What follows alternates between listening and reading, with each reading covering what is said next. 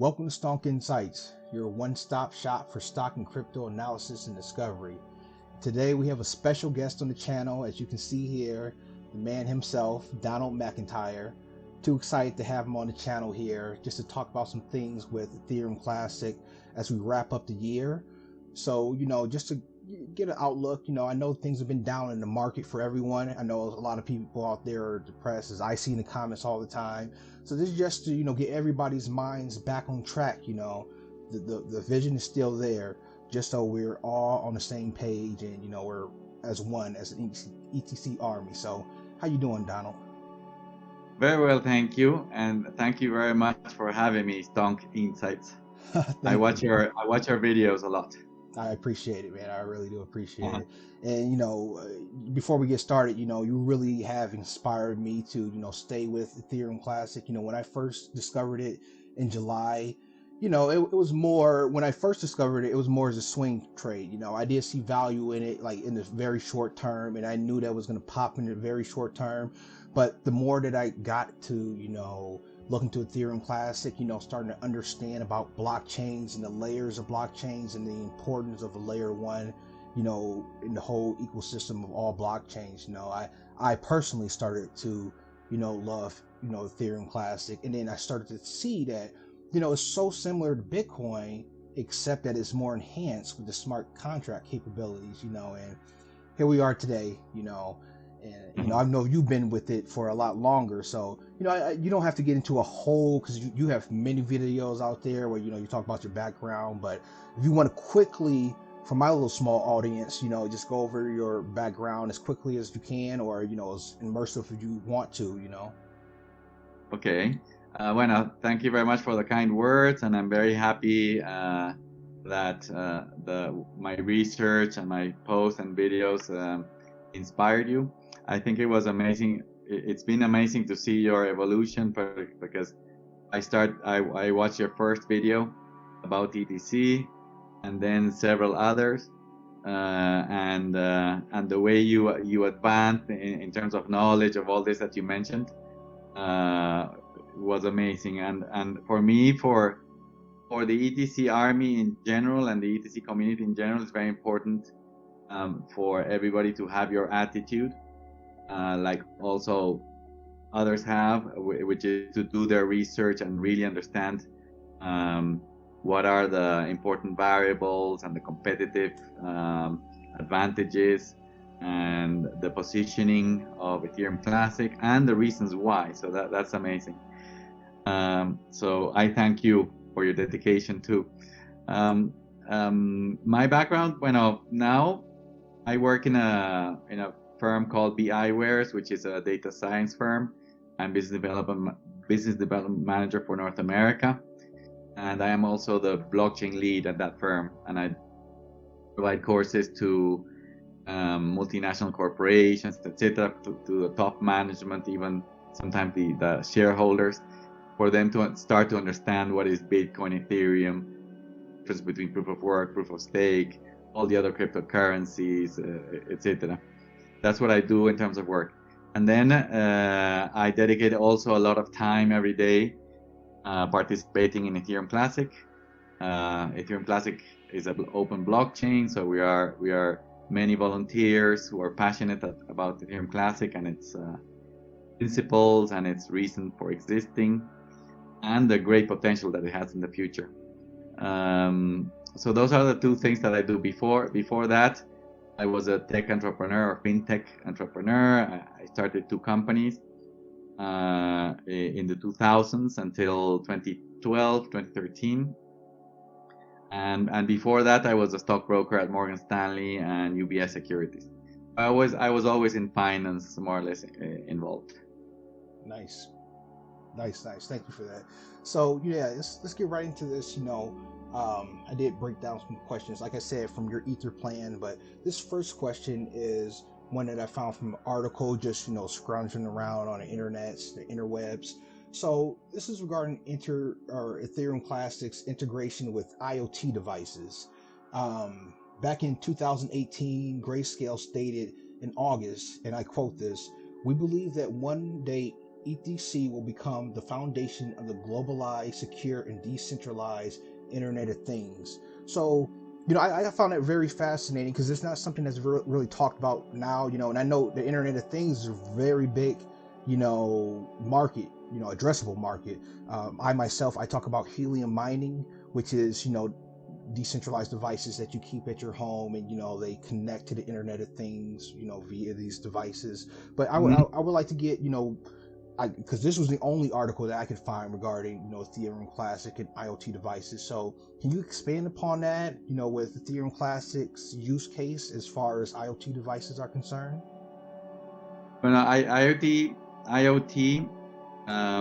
was the first big vision for Ethereum Classic, and it was an idea at the time between 2017 and 2018 by Igor Tamanov. He was the first and key developer of Ethereum Classic when they split from Ethereum, and he founded ETC Dev, which is this company where I worked.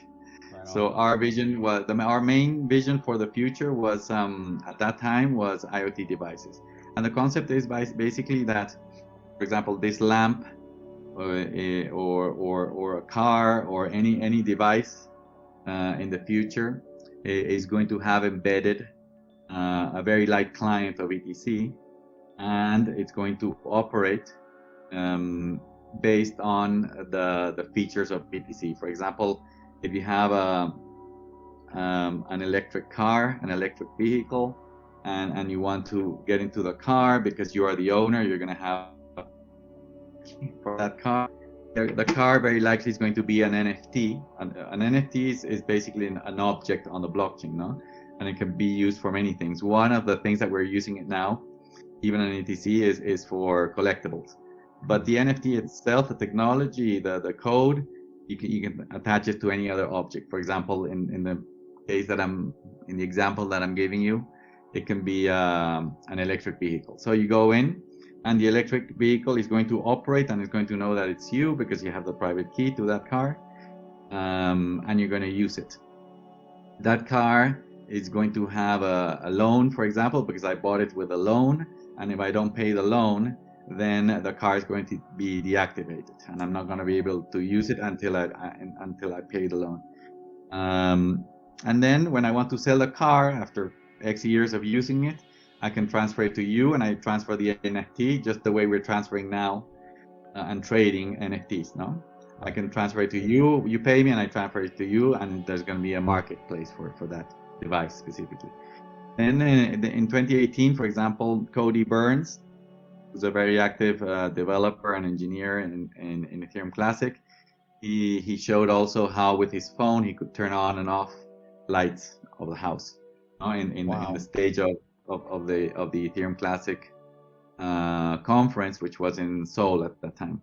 Oh, wow. And I mean, you can think of many things, anything that is an electronic device, and there's thousands of types that exist and may exist in the future. I mean, the security of your home, you can turn it off, Right. on, off, etc.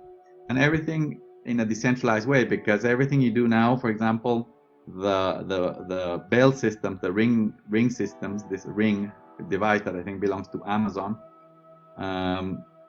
they are, when people come and ring your doorbell, they are capturing the video of who that person is, but that information goes to a centralized place. It goes to Amazon, and Amazon is analyzing all your life, and even with Alexa, you have that's another device. That all the information is being retrieved from Amazon, and whatever Alexa listens to inside your home is being recorded by Amazon. So that's a centralized model, and it's extremely insecure, and I think it's it's a like utopian, dystopian kind of world. But the Internet of Things would be exactly the same, the things that we're doing with our devices, but decentralized on the blockchain, and you control the information and you control the devices, and not decentralized entities or companies like IBM, Amazon, Google, etc. Cool. So how the ETC was always going to be the base layer, and billions of devices would have a light client, which is a very light wallet or a very light module of the software, perhaps in a specific chip, and that would make that device connect to ETC, and you with a private key would control all your devices. So that was the vision at the time. Okay, and that was a great example too, especially with you bringing up Amazon with their recent outage that just happened. It really did show how centralized they are, because everything shut down when that happened, and it's just like the world stopped, and if you were securing your device with one of those ring systems that you brought up, it was defunct at that point in time. Exactly. So yeah, very good point. The security of your devices can be disconnected, but not only that, they're surveilling you, no? Absolutely. And they not only that, the government could tell them, like they do with banks, okay, close this account or close this device, and you don't have control. You really delegated all the control of all your life to the corporations, and the corporations delegate everything to the government. They have to respond to the government. Right. So yeah, the idea was to create this decentralized system, and I'm talking past tense because that was what we're talking. That's still the vision for IoT in the future. No, if you have IoT in on other blockchains which are prone to be centralized, then for example, proof of stake blockchains like Cardano or DOT, etc., or ICP, they even have in their papers statements saying that we're going to comply with the government and stuff like that. So it's going to be basically moving from a centralized place to another centralized place. So definitely, and this is something that ETC has an advantage over Bitcoin, but Bitcoin is not programmable at the base layer, even though Bitcoiners say that with Taproot it is not. You need a second layer where the programs are in the second layer. So everything would occur in the second layer, which is less secure than Bitcoin. In the case of Ethereum Classic, it's programmable at the base layer, so that's the great advantage. Right on. So yeah, let's look here. That was the only one that wasn't a part of the Ether plan. So this here, one of your most recent retweets about the Ether plan article, a business development roadmap. It talked about Ethereum Classic use cases from a business point of view. And you state that developers and entrepreneurs should be paying attention and thinking about products and services, that cater to business endeavors. So i.e. like dApps with high net worth individuals, and layer 2 solutions that are providing dApps for the retail segment. So I guess, my question would be, do you have, I guess I don't know about like any type of these services on Ethereum. Are there any type of services that exist now on Ethereum as far as dApps specific for high net worth individuals? Or could you, try to explain like what do you mean by like that type of functionality as a dApp? Yeah. Well, the basic concept, whether dApps already exist, yes, they're being built. They're being built on Ethereum and on top of Bitcoin. In the case of Bitcoin, again, there are applications that are outside of Bitcoin because Bitcoin is not programmable. In Bitcoin, you can have an account and move money. That's what you do. Now with Taproot, it can respond to different kinds of transaction types that provide more complexity. So it can receive instructions from smart contracts that are outside of Bitcoin. So that's good for Bitcoin.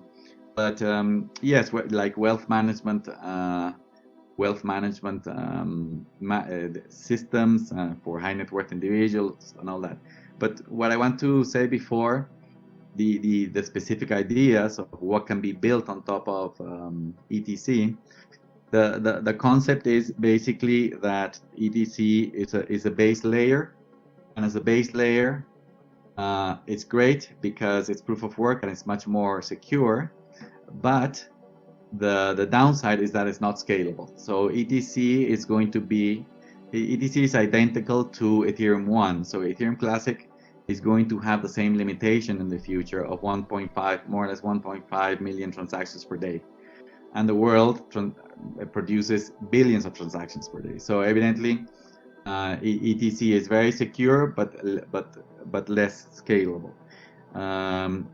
And the layer 2, which are the proof of stake chains, are the opposite. They are less secure but much more scalable.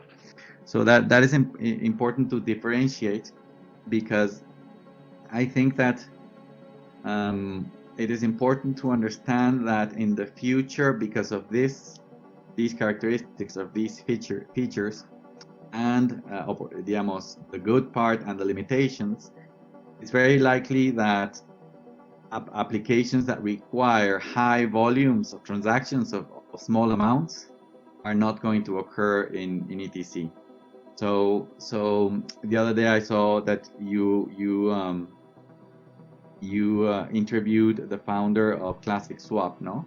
And he said something that DeFi is very important on Ethereum Classic, and that is totally true. So I totally agree in that. What I think is that the high volume transactions are going to occur on layer 2 systems. So at the base layer, you need DeFi components, which are the basic infrastructure, like Classic Swap. Now we need inside Ethereum Classic liquidity pools so that people can exchange tokens. But the transactions are not going to be retail transactions to change $10 of ETC for $10 of another token. It's going to be $1 million or $5 million or $10 million transaction. It's going to be the settlement transactions at the base layer. The other thing, NFTs that are very popular now on ETC, and I love them and I'm buying them. It's very likely that the interfaces are going to be moved to layer 2 in the future. For now, they're being built in ETC because ETC has not reached the top, the limit of transactions per day, no? If you want to have NFTs and transfer them and buy them for 1 ETC, which is digamos, a small transaction, and those things, now it's okay. But in the future, it's very likely that the retail and high volume and smaller transactions are going to move to another layer on top, maybe Ethereum 2 or another one like Polkadot or Cardano, or any other Sol that may exist in the future. But at the base layer, we are going to have NFTs because we need these objects at the base layer. But you're going to move, instead of moving a Classic Savage or an ETC Punk, you're going to move a car or something like that, or an apartment, or a building in New York is going to be sold for $1 billion, and that NFT, that object that represents that building, is going to be moved on Ethereum Classic at the base layer. So I agree with him that DeFi is necessary, but I still see the difference between what retail is going to be in high volume and low value, and at the base layer, although we need the same infrastructure, because it's more secure but less scalable, it's going to move more objects that are much higher value, and that's more or less the list of ideas that I listed there in my ideas for business development roadmap for the future of ETC. I did not include the DeFi things and the retail products. I included only ideas that occur to me that are these big transaction or big value transactions in the future. Great. I don't know if I was clear. No, you were, and you actually answered my second question too. Regarding the NFT projects in Classic Swap that are being built right now. So that makes sense. Once billion-dollar transactions start to happen on the blockchain, these smaller transactions are 1 or 2 Ethereum per transaction. They're going to get brung down to the bottom. And they're going to take forever to try to transact if they're still on Ethereum Classic once these big transactions happen. So they have to be moved up to have the speed of the transaction. Exactly. Makes sense. Yeah. It's going to happen just like it happens today. When you see in the real world today, in the non-decentralized world, in the centralized world, you see that you have Visa, American Express, MasterCard, PayPal, Venmo, All those systems operate on top of the banking system, and they basically gather billions of transactions per day from all their customers everywhere. And then at the end of the day, they turn around and they give those transactions to their banks, because in the end, all the money is moved in accounts in the banks. and the banks, what they do is they net out everything, and they just send to the different accounts the net values. No, so there's already a layer of netting there. Right. And then typically a bank, while doing that netting, they realize that they have to send, say, $10 billion or $100 billion of the day's transactions of the world. They have to send it from Citibank to JP Morgan. And that transaction is done in an even lower layer, which is the core of the banking system, which is the central bank. The Federal Reserve has a system called FedWire, and that transaction for $1 billion or $10 billion or $100 billion, they send it to the Fed, and the Fed sends that money from Citi, moves it from one account to the other, from Citi to JP Morgan, and that's the final settlement. So that's how they go. Many transactions, they get netted out, and then the big transactions get settled at the base layer. And the same is going to happen. That's why many times I say that Classic Swap is going to be in the future, when it gains volume, is going to be a multi-blockchain and multi-layered app. They are as it gains volume and success, the front end is going to be moved to a higher layer so they can process more transactions. But then those transactions, every X amount of time, say every hour or every 6 hours or every 24 hours, they're going to go and settle large amounts on ETC, and why not on Bitcoin as well. So I think that Uniswap and all the big DeFi apps are going to be multi-layered. So they're going to use the best feature of each blockchain. Nice. Okay. And yeah, I like how you broke it down from like something that everyone knows, the banking system, so that's a real world example of, how it's going to look like on the blockchain once it is, all said and done, with the layer twos, having the very fast transactions. But, some things, once they come down to the layer one, the big transactions, they're not fast, they take time to settle anyway. So it just makes sense for that to happen on the first layer. Yeah, well, they settle in 15 seconds as soon as they are entered, and they can be entered with whichever frequency the apps on top wish. But there's going to be a limit of 1.5 million transactions per day, so they're going to, and the fees per transaction now they're very low in ETC, which is excellent. But in the future they're going to grow as more volume starts to occur, no, in ETC. Right, makes sense. All right, so, and this also comes from the same Ether plan. So you mentioned, you mentioned about proof of stake blockchains, how they're not going to be discoverable by addressable markets, because they address scalability, but they don't address security. So is that because of the security aspect, or like, what do you mean by, I'm guessing addressable markets, you mean by like big banks, high net worth individuals? Why will they turn away from proof of stake and then go for proof of work blockchains? Well, no, what's going to happen? My idea about these layers is that proof of stake is going to provide a valuable service, which is this high frequency and high scalability. And for any value, you're going to be able to transfer 1 cent if you want, very fast, and it's going to be accepted because they will accept a lot of volume. What I'm saying is that because proof of stake, in the end, it's very similar to the banking system. Then say let's take the big one. Let's take Ethereum 2.0. Let's say that Ethereum 2.0 already exists, and they can process billions of transactions per day. I think that we're all going to use Ethereum 2.0 for many things.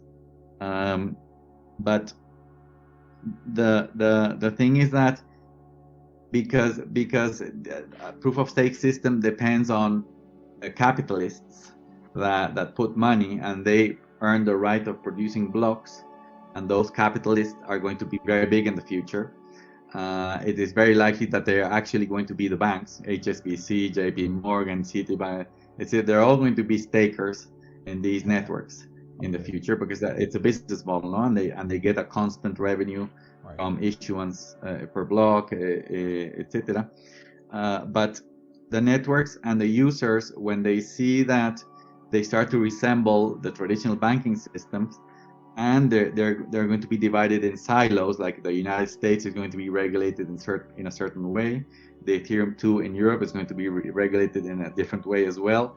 In Brazil, in Argentina, every country is going to start to identify these entities, and they're going to start imposing their rules and all that. At that time, they're going to realize that they're so similar to the banking system that they need to turn around and to anchor their state to a more secure system. Bitcoin and Ethereum Classic are impossible to control by any entity. No, they are really decentralized. Anybody can spin a node in China, even if it's prohibited.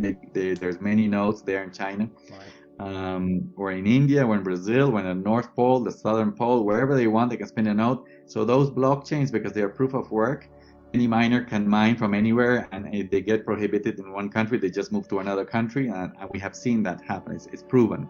It's a security that is proven. Those are going to be the real immutable ones. So what's going to happen is that the proof of stake networks, the developers and the ecosystems are going to say, no, let's avoid this control by the governments, because we are practically the same as the banking system, and we are basically canceling the benefit of a blockchain. They're going to say, okay, let's do this. Let's anchor and let's create checkpoints of our state in other blockchains at the base layer that are proof of work, and they're going to anchor their state every 15 seconds or every hour, or whichever way they choose, in Ethereum Classic. Why? Because Ethereum Classic is programmable, and it's absolutely compatible with all the EVM proof of stake blockchains. So the EVM standard in Ethereum 2 is going to be the same as in Ethereum Classic. So it's going to be very easy to use Ethereum Classic to anchor their state. What is to anchor their state? The state. Well, every block in a blockchain, even in proof of stake blockchains, is like a new photograph of what's the current situation of that blockchain. Right. If they keep that photograph in their own network, it's going to be controlled by these banks and by the governments, and they're going to be able to change it and reverse the chain whenever they want. That's very important. A proof of stake chain, you can do whatever you want. It's just a matter of people getting together and deciding to do it or not. Right. And of course, when you have governments controlling you and threatening you to send you to prison, you're going to do it. And they're going to be controlled by very few large capitalists. So when all this is digamos, more, a lot of people already have this vision. No, it's not that I invented it, but when they realize they're going to get these photographs, instead of printing them in their own chains and just leaving them there insecure, they're going to say, no, let's create a copy on Ethereum Classic, and every 15 seconds and every block, let's put a photograph of the latest state in Ethereum Classic. And if for some reason our system breaks or is controlled or is broke or is manipulated, we can use the state on Ethereum Classic to redo it again and restart again, somewhere else. So that's more or less the concept of checkpointing or anchoring the state of a system on Ethereum Classic. No, you just put a photograph of the state as frequently as you can. So if something happens, you can go back to the latest one that you recorded there, and that that's going to be the safe one, and you can start again from there. So that's the idea that I think that is going to happen. It's already happening. So the Lightning Network on top of Bitcoin does that. It's basically a proof of stake system with many channels, etc. and they all have the money inside Bitcoin, and they just process transactions in the second layer. And it's also happening with Binance Chain.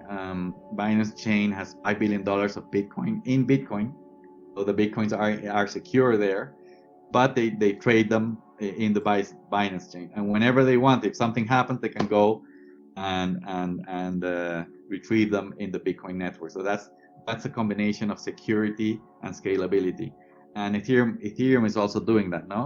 The WBTC is $12 billion now. Right. And it's basically Ethereum is functioning right now as a layer 2 of Bitcoin, because the Bitcoins are inside Bitcoin, and if something happens in Ethereum 1 or 2, people can go and get them inside.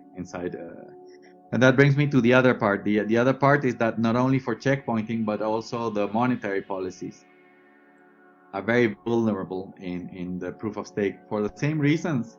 These controlled governments, banks, etc. They can change everything, including the monetary policy. So, and you've seen already that the Ethereum developers have changed the monetary policy many times, and they're going to continue changing in Ethereum 2. It's easier in Ethereum 2 to change it, because fewer people just get together. The stakers and the developers, they say yes, and they don't care what the rest of the people say. So monetary policy is the second part that is immutable in the base layer in Ethereum Classic.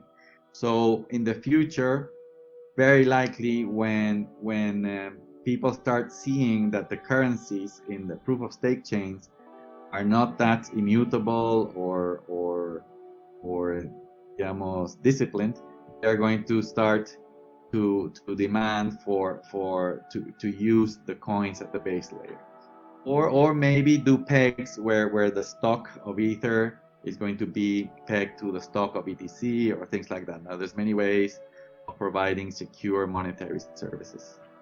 So that's the other part. Thank you. So you kind of went into my next question, and this question is really more to set the record straight for the ETC community, so we're all on the same page. So you mentioned ICP, Polkadot, Tezos, Tron, BNB, and even Cardano. And you said that they're going to inevitably discover Ethereum Classic because it's EVM compatible, which is, it's Ethereum virtual machine compatible, and it's transparent and it's easy to work on. So that last point, it being easy to work on, I'm going to say a competitor, Charles Hoskinson, he says otherwise. He says that, Ethereum Classic is not easy to work on. So can you just kind of expand upon that and I guess set the record straight about the ease of use of Ethereum Classic? Well, that's a very important question, because all the today, December of 2021, all the proof of stake developers and leaders and the ecosystems, etc., they would never tell you, yes, we're going to anchor our states or our systems and use the security of the monetary policy of Ethereum Classic or Bitcoin. They're never going to say that, because for now we are still in a very competitive environment. There's many competitors trying to kill each other. I mean, only in the second layer of proof of stake, there's like 20 very good chains, like from Avalanche, Tezos, all the ones that you mentioned, now DOT, ICP, Cardano, Ethereum 2. There's many, and they all want to be the leader. They all want to kill Ethereum 2, and they all want to kill each other. So there's many, and they all have since inception, 2017, 2018, when they started to build this system, they all promised exactly the same thing. We are more secure, which is a lie, and scalable. They're not honest enough to say, well, we are a little bit less secure and we sacrifice that because now we are more scalable. Nobody says that. And because they did this promise, and they promised something that is possible to be secure and scalable at the same time, because in reality it's a physical impossibility. They did this promise to the world that everything is going to run inside their systems and they're not going to need anything else, and they are complete and secure by themselves. So for now they are with that marketing pitch, and they're trying to compete with each other, and this situation where there's many players and the market has not defined who are the winners is called a format war. or standards war. So they're still in the standards war, and they're competing, and they're trying to sell to the world something that is not true, this thing of scalability and security at the same time. And if any of those, like Charles Hoskinson or even Vitalik, would say, or Gavin Wood, etc., would say, oh yes, now we're going to anchor Polkadot, or now we're going to anchor Ethereum 2 on Ethereum Classic or Bitcoin to give us security, they would be saying, yeah, I lied to you all these years. So I think there's going to be a lot of resistance, and I think that the market organically is going to do this. I think that maybe even before the blockchains, when they start to be manipulated by governments and the banks and the stakers, and they start to have these crises in the future, security crisis, before they realize that they have to anchor the systems, it's very likely that the app developers, they are going to anchor their apps to Ethereum Classic before the networks are anchored. For example, Uniswap or Classic Swap could have the front end in a layer 2, and they can, without the consent of whichever is the layer 2 blockchain, they can just go ahead and transmit transactions to the layer 1, to ETC, and anchor their state there. So apps could use a double layer format for the dApps before the blockchains themselves start anchoring directly. And in the future, everybody's going to realize that's going to be the way to go. And it's not because of magic or because I think I don't know, I have a crystal ball or anything like that. It's just pure physics and basics, and it's how systems work in the real world as well. So it's very unlikely that it's not going to happen. Yeah, and you actually answered. I mean, that was my next question. It was about discoverability. And I was gonna ask, like, what steps do you see towards it? Ethereum Classic actually being discoverable, and that's great. Once banks and major governments start to come into the mix, that just makes sense that they're gonna want to centralize the things, but we don't. And it's just gonna make sense for people to migrate to Ethereum Classic, where the governments can't change it. They can't change Ethereum Classic, they can't change Bitcoin. So those being out there, that value alone is, I can't put it in to words. You can't change something, being a government or a major organization. That's a big deal. Well, one thing that I didn't answer, sorry, is the first part of your question. You said Charles Hoskinson says that it's very difficult to build on ETC. Yeah. But so that is not true because ETC is identical to Ethereum, and you can see all the stuff that has been built there. ETC is exactly the same. So it is as easy as building on Ethereum 2. Not only that, but the proof is that now we have many NFT platforms being built on it and launched already and working on Ethereum Classic. Classic Swap is building, and they are reporting that it's amazing to build on ETC. Savage Profits just launched yesterday its platform for NFTs, and he said that it was amazing and easy and shout out to cheap to use shout ETC. out to Profit. I'm sorry, saying shout out. Yeah. So what? The idea that it's difficult to build and use Solidity and the EVM system is not true. And not only that, the EVM system, is basically like an operating system, more or less like Windows, say Windows, or Mac OS, or iOS for phones, or Android for phones. It's just an operating system. So in the future, just like if you want to build an app, you either have to build it for iOS or Android. If not, you're out of the world. You cannot build it for another operating system. And the EVM system is the one that everybody is using. And ETC, that's a brilliant invention by Vitalik, that he created the EVM system. And that operating system is Ethereum 1, Ethereum 2, ETC, and several other of the proof of stake systems use the EVM system or platform or operating system. And even Cardano, I think that they made some choices that were different. And I think that now they've entered in their project to actually build the EVM system inside Cardano. So I think that no, it's definitely not true that it's difficult to build. There's plenty of proof in the real world that that's not true, but that it's easy to build. Nice. Nice. Yeah. And like, there you go, guys. So, that just dispels that rumor completely, and he's right. There's projects right now being built on Ethereum Classic, NFT projects. And they love it.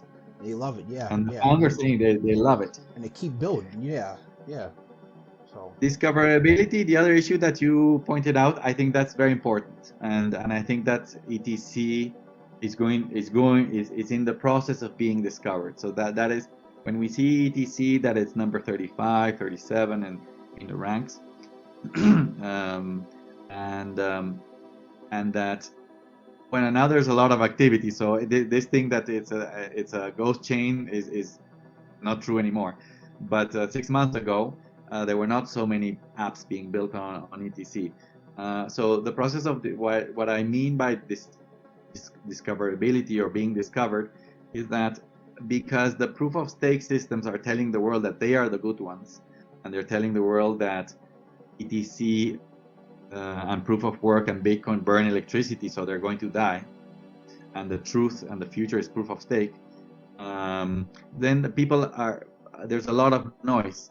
Maybe it happened to you since July that you started to differentiate these things. Before, absolutely. maybe you would hear a lot of noise about proof of stake and how great it is.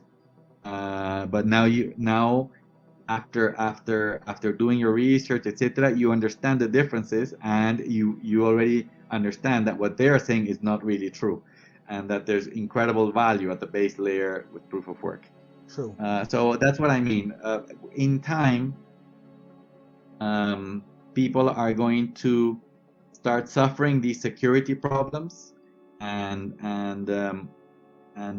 experiencing all these things in proof of stake, and the developers, just like developers are building directly on ETC now because they love the code is law philosophy and the fact that it's truly immutable, and that the monetary policy is fixed and immutable as well because it's proof of work. That's what I mean by discoverability. More and more people are going to go discovering and finding out these subtle differences and understand the layered approach and the modular approach, and they're going to use ETC more and more as it continues to be discovered. I like how you use me an example too, because that's exactly what happened. When I first got into cryptocurrency, I thought everything was the same. I didn't know about the layer breakdown, the importance of the layers, and even when I got into Ethereum Classic, I wasn't fully aware of it. I thought Ethereum Classic is the same thing, and you're correct, is the narrative being pushed right now is that these proof of stake blockchains are not only scalable but ultra secure. In any white paper or anything that you read, that word security is always there, and it is an eyesore because Vitalik, he even talks about it. What is it, the trifecta? You can only hit two at the same time, and you can't have both the scalability and security at the same time. And that's right. He even explained that, and for some reason he says that he found the the solution, magic solution. And it's not a trifecta. It's what he says is decentralization, security, and scalability. But that is not decentralization is security. I mean, it's another word for security. So It's really a dichotomy. It's a bifecta. You either have security or scalability, and if you want to have one or the other has to go down, or the other way around. And that's why layers with these trade-offs are going to already exist. That the industry is already layering itself naturally. But the other thing that you said before, that you saw it before, and a lot of people see the list of coins and they think that they're all the same.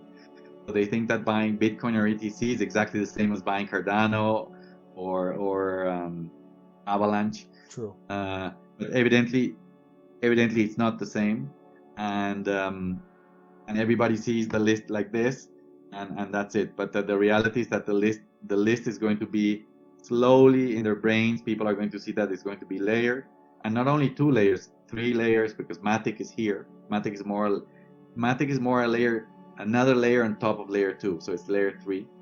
And then you have oracles, and I think Chainlink is the one that does oracles, and other services that are needed. And then on top of that, the layer 4 or layer 5 are going to be the apps the layer 4 is going to be the apps, and layer 5 is going to be the wallets. DeFi wallets. No, like MetaMask.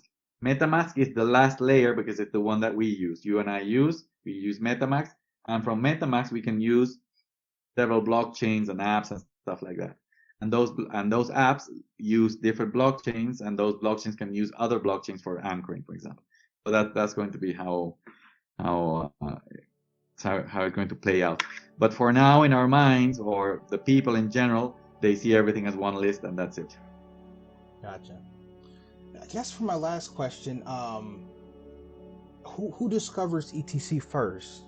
Do you think the proof of stake blockchains are going to be like, oh man, we need to get security fast? Or do you think it's going to be the central banks and governments that, start to look at Ethereum Classic as the prize, when it comes to settlements and whatnot? Who do you think is going to discover it first? That's a very good question.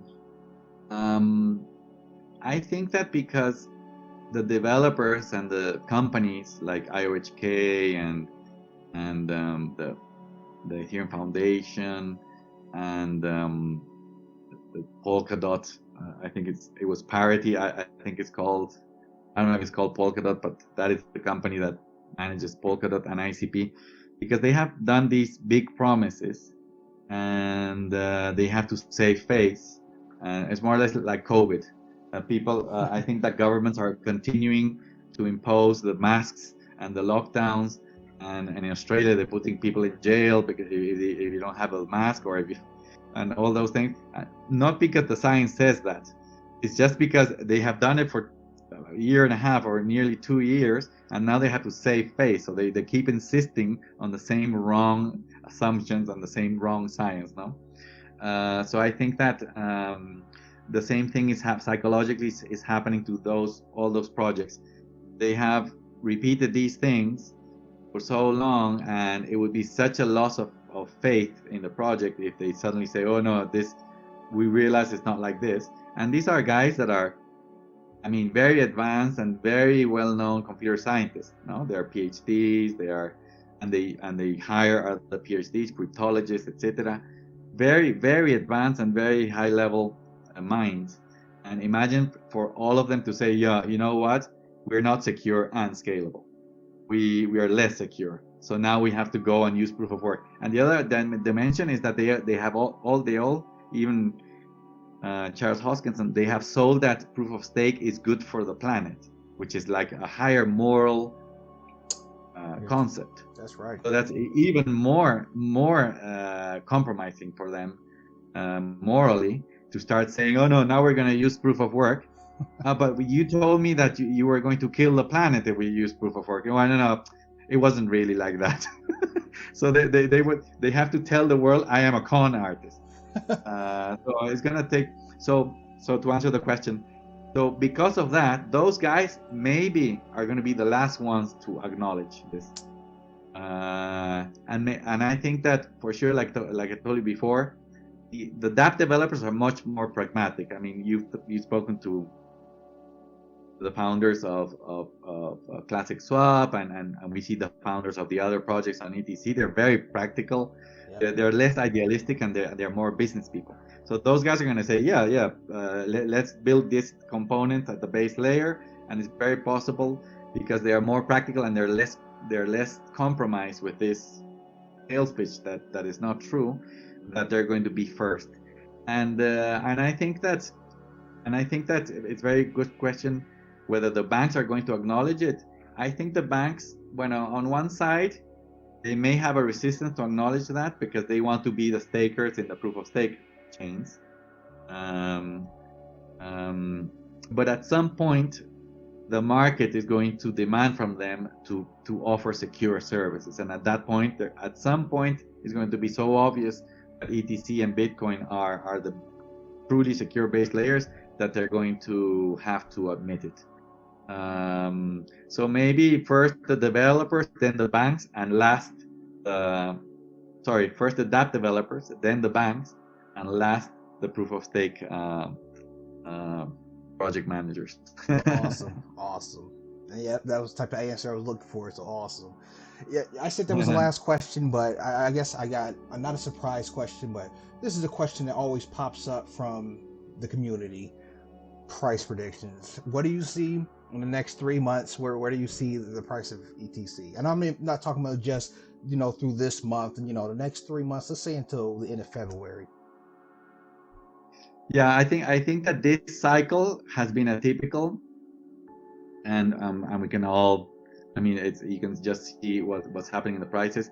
I think that if this cycle would have been the same as 2013 and 2017, which are like photocopies of each other, then by now ETC should be about 500 or 600 and going up, parabolically, and Bitcoin at this time would be at 100,000, and Ethereum would be 10,000, or going in that direction, and we would be very confident of that. But the reality is that the market has been flat for like 8 months, not since May, right. And it didn't pick up in October and November, and now December, it seems that it's still flat. Now the first week of, we are December 9th, and it's still flat, right, flat to down, I would say. So that's surprising. So that is a deviation from from one of the pillars of my prediction, short-term prediction, that ETC would go together with the cycle, and that's why it's one of the reasons why it would reach 1,000.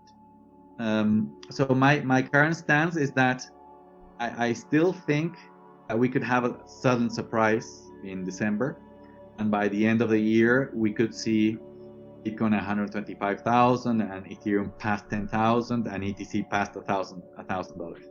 So that's something that everybody has to be aware that crypto is like that. I've been here since 2012, 2013, and crypto is like that.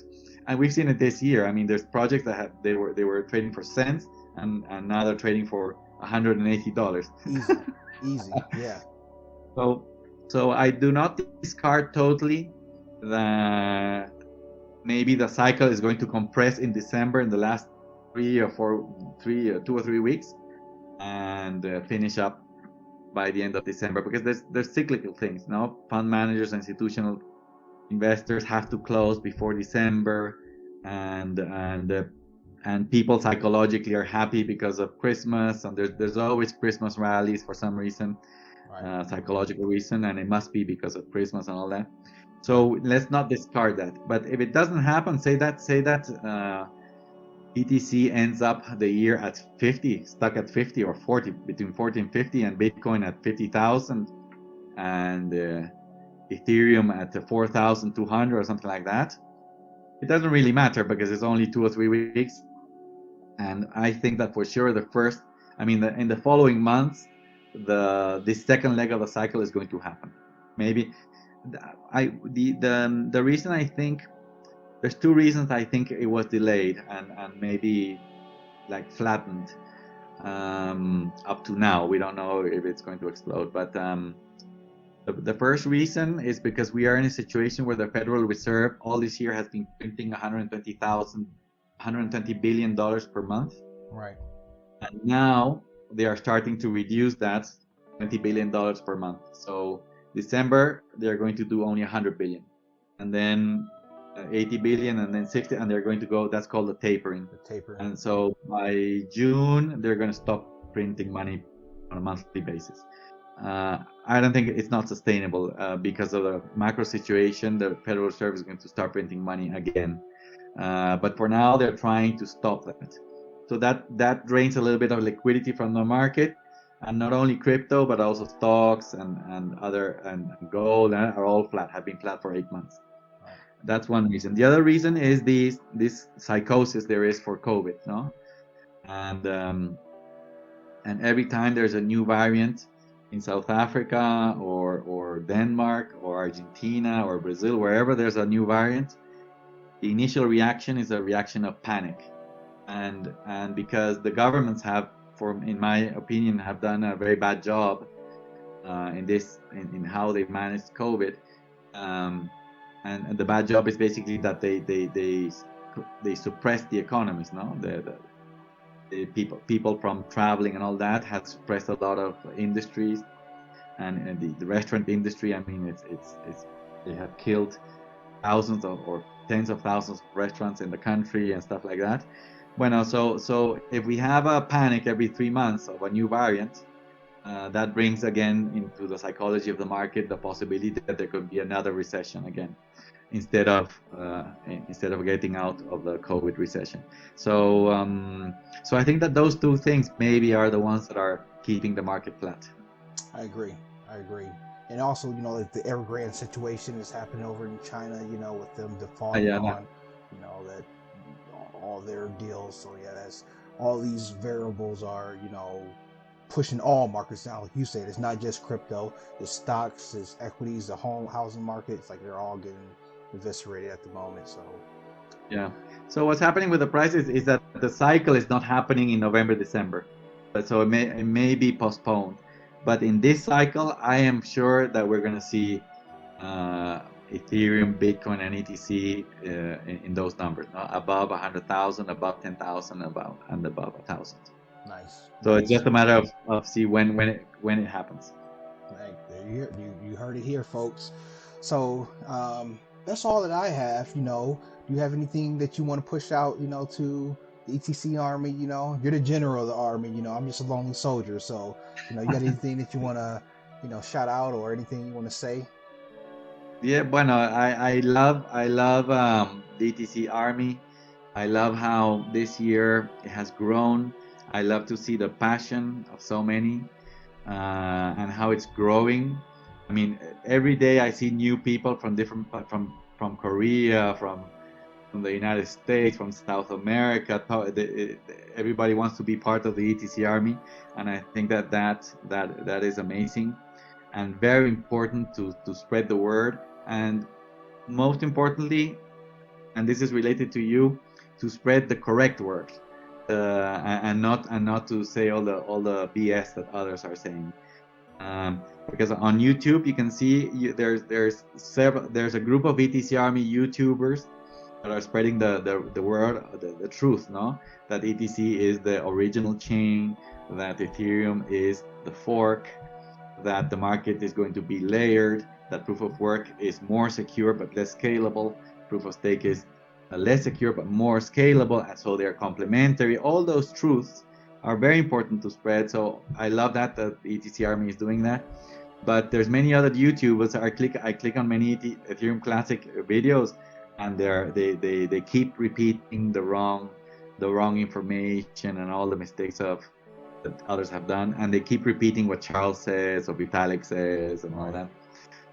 So it's very important that we're growing, and that I think that's one of the key drivers of Ethereum Classic, in my opinion. Nice. Well, thank you for that, and thank you for watching, all you out there. Hope you got something out of this. Hopefully that you're inspired with the passion that myself, Donald, and others in Ethereum Classic have for this project. And we all wanted to be successful. We're all in it together, this mission of going to the moon. So thank you for watching. Any last words before we wrap this up? Thank you very. Yes, I am not the general of the ETC Army. The ETC Army is totally decentralized. ETC has no kings, no presidents, and no generals. There you go. We're all ETC Army. So we're all generals. We're all generals. There you go. All right. So thank you guys for watching. Hopefully if you're new here, you subscribe. And if you like this video, Thank you again, and I'll catch you in the next one. Thank you. Bye.